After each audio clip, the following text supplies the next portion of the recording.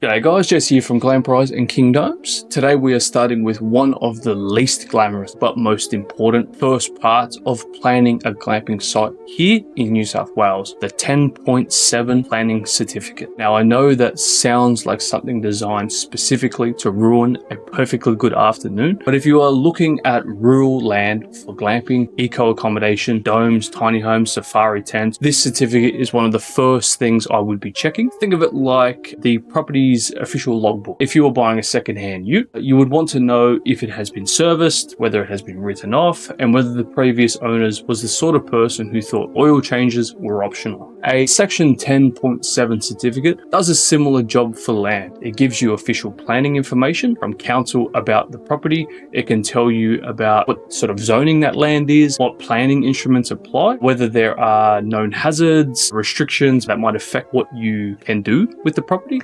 And for glamping, that does matter, because from the outside, a rural block can look perfect, nice views, good access, bit of privacy, maybe the sort of sunset that makes you say, yep, people would pay me money to sit here with a cheese board. But the planning system does not care about how good your cheese board is, basically. It cares about the zoning, the land use, bushfire risk, flooding, environmental protections, access, waste and wastewater, and whether tourist accommodation is actually allowed on that land. A Section 10.7 certificate helps you find that out before you start spending serious money. There are usually two common versions people talk about. The first is what's called a Section 10.72 certificate. This is the standard certificate, basically. It generally includes most of the things that you're looking for when it comes to wanting to start a glamping accommodation business, such as prescribed planning information, zoning, relevant plannings, controls, applicable planning instruments, and known hazards like bushfire, floods, contaminations, even things like landslip, other risks as well that the council would probably record and identify. Second is a Section 10.75 certificate. It includes everything that's in 2, but it also has additional information that council may hold about the land itself. And that extra section could reveal things like a proposed road widening, heritage considerations, any sort of notices, or any other local matters that might not jump out from the basic certificates. If you are just genuinely curious, the basic certificate might give you a great starting point. But if you are seriously considering buying land or developing a glamping site, I would usually lean towards the fuller 10.75. It might cost a little bit more, but in the grand scheme of things of an overall glamping project, it really is only a tiny cost compared with the accidental buying of the wrong property. And yes, accidentally buying the wrong property is very much a thing. Here is the big reason this matters. Zoning.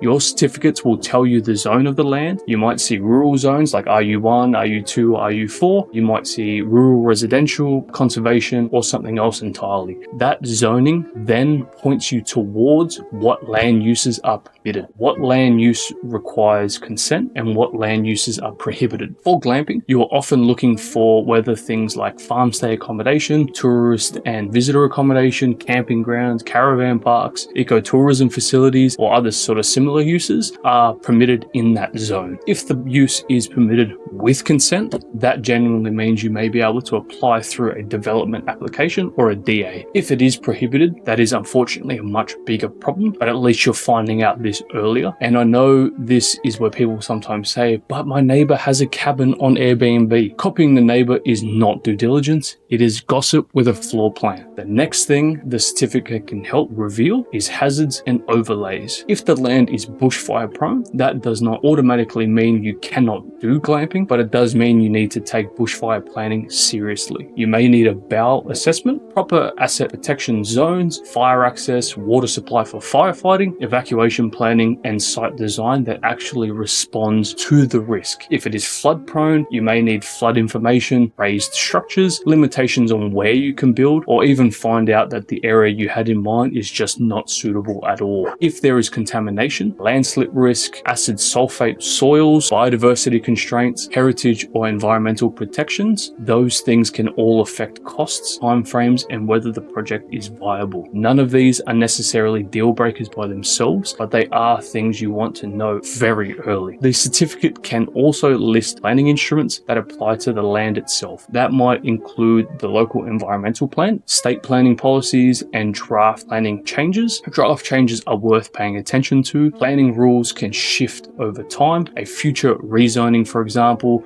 a draft LEP or state policy change may affect what you can and can't do. A certificate is not a crystal ball, but it can at least show you some of the planning weather on the horizon. So how do you order one? It is usually pretty straightforward. You can generally order it through your local council, and in some cases through the New South Wales planning portal. You will need the property address or the legal description, such as the lot and deposited plan number. You pay the fee, choose the type of certificate, and wait for the council to issue it. And here is a handy bit: you do not need to own the land to order one. That means if you are shopping around for potential glamping sites here in New South Wales, you can order certificates before making a big decision. That is extremely useful if you are comparing 2 or 3 properties and trying to work out which one has the best planning pathway. Once you get the certificate, start with the basics. First, check the zoning, then check the planning instruments, then check hazards. Read any additional notes in the section 10.75 if you ordered it, which was the fuller version. You are looking for any red flags, but also for any opportunities as well.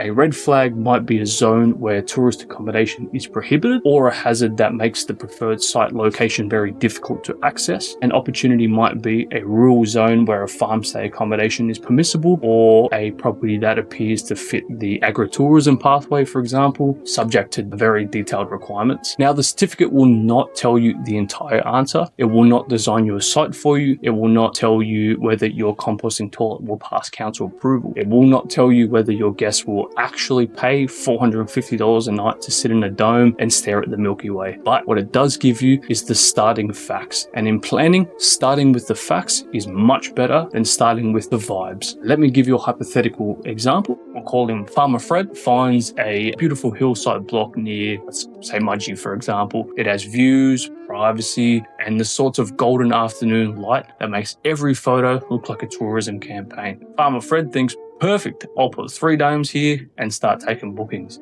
But Fred skips the planning certificate. He clears some scrub, builds a couple of decks, orders furniture, and starts working on the website.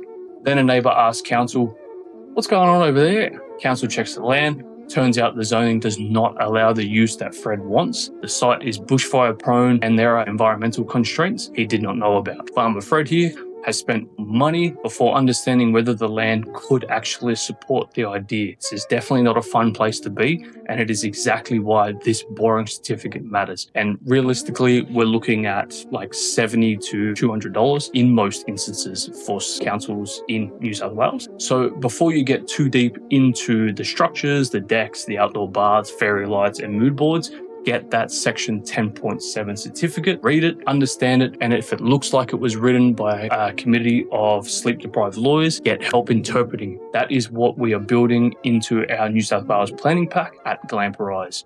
The idea is to take documents like this and translate them into plain English, what your land is, what the path might be, what risks you need to investigate, and what you should do next. This is not legal advice, and for final planning decisions, you should always rely on council, a town planner, a certifier, or the right professional. But as a first step, that section 10.7 certificate is one of the best reality checks you can get, because the goal is to build something beautiful that can actually operate legally. So if you are looking at land for a glamping site, start here. Order the certificate, check the zoning, the hazards, then plan from there. Your future will thank you, and your bank account might even send you a Christmas card. Thank you very much for listening.